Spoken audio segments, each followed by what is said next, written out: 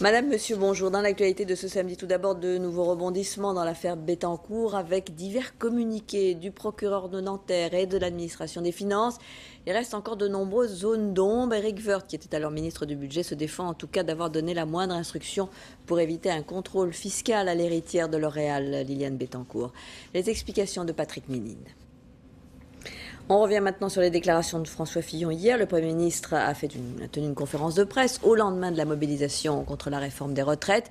Il a alors confirmé que cette réforme serait menée à bien, et notamment le relèvement de l'âge légal de départ à la retraite. Il a aussi précisé que d'autres efforts seraient nécessaires pour réduire le déficit budgétaire, efforts sur les dépenses et aussi efforts sur les impôts avec une hausse éventuelle. Françoise Hugues.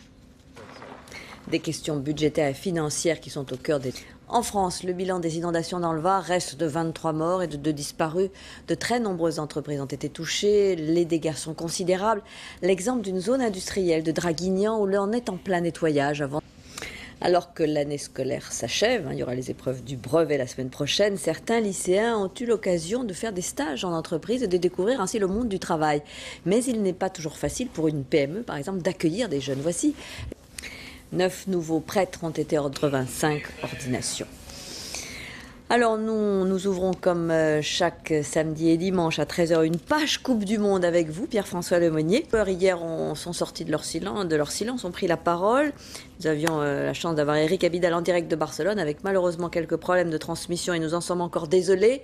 Ils sont restés tout de même sur la réserve. On va peut-être en apprendre un peu plus dans les jours qui viennent. Oui. On a changé Raymond Domenech en tout cas. Évidemment, parler des matchs et du premier tour qui s'est terminé hier soir sur une victoire de l'Espagne, championne d'Europe. Oui, les Espagnols devaient impérativement gagner pour... Qualification dans ce groupe de l'Espagne et du Chili. La Suisse, elle, est passée à côté de son dernier match. Oui, et c'est bien dommage. Non, c'est pas bien parce que c'est une élimination vergogneuse. Mais alors on connaît donc Pierre-François tous les qualifiés pour les huitièmes de finale. Alors voici le tableau exceptionnel qui ne... Voilà, puis alors on se quitte avec le programme du jour, Pierre-François. Coupe du Monde, Claire. Merci beaucoup Pierre-François Lemonnier et à demain 13h.